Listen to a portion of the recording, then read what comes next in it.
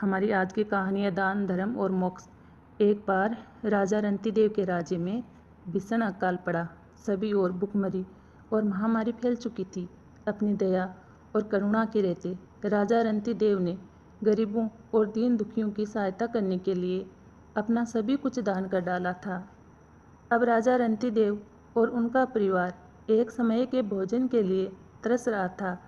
कई दिनों तक बिना भोजन के केवल पानी पर गुजारा करना पड़ रहा था। एक बार कई दिनों तक उन्हें भूखा रहना पड़ा। भूख प्यास से लड़ने के बाद एक दिन राजा को कहीं से कुछ भोजन मिला।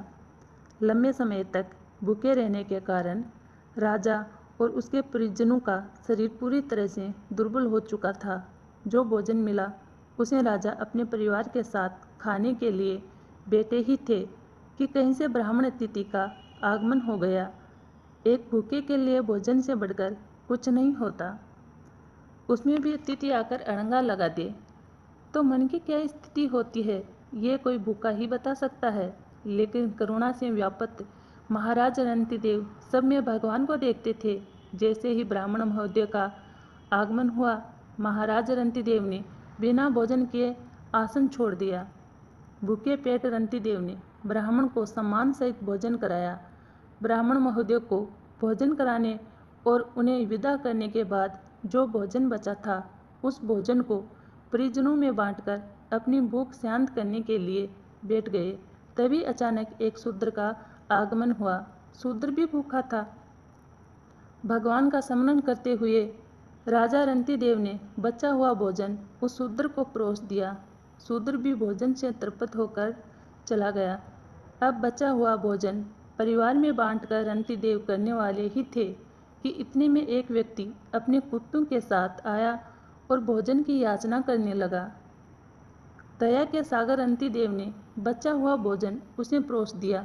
अब सारा भोजन उस व्यक्ति की भूख शांत करने में ही समाप्त हो गया। वह व्यक्ति भोजन करके चला गया। अब राजा रंतिदेव के पास केवल थोड़ा सा जल बचा था। उन्होंने उसी से अपनी भूख शांत करने की सोची और जल ग्रहण करने वाले ही थे। तभी एक चांडाल का आगमन हुआ। चांडाल आकर बोला, महाराज, मैं बहुत भूखा हूँ, कुछ कृपा कीजिए। रंतिदेव ने बचा हुआ जल भी उस चांडाल को दे दिया और यह सोचकर संतोष कर लिया कि मुझे रिद्ध सिद्ध और मोक्ष मिले ना मिले, लेकिन दीन दुखियों के दुखों को दूर करने का आनंद हमेशा मिलता रहे। दूसरों को खुश देखकर मुझे खुशी मिले, दूसरों को तृप्त देखकर ही मुझे तृप्ति मिले। हे ईश्वर, मुझे ऐसा वरदान दे कि मैं सबके दुख दर्द अपने पर ले सकूं, ताकि ये दुनिया सुख शांति से अपना जीवन जिए। राजा द्वारा दिया गया जल पीकर वह चांडाल भी राजा को प्रणाम करके चल दिए। लेकिन अब राजा का शरीर साथ नहीं दे रहा था और उसके परिजन भी उसका साथ देने में असमर्थ थे। तभी भगवान प्रकट हुए। वह ब्राह्मण, शूद्र और चांडाल के रूप में विभिन्न देवता ही थे, जो राजा रंतिदेव की परीक्षा लेने आए थे। राजा की दया, धैर्य और भक्ति को देखकर भगवान उससे अत्यधिक प्रसन्न थे। देवताओं के वरदान से उसका राज्य पहले की तरह समृद्ध हो गया। भगवान ने कहा कि मैं तुम्हारी सच्ची भक्ति से बहुत प्रसन्न हूँ, मांगो क्या मांगते हो।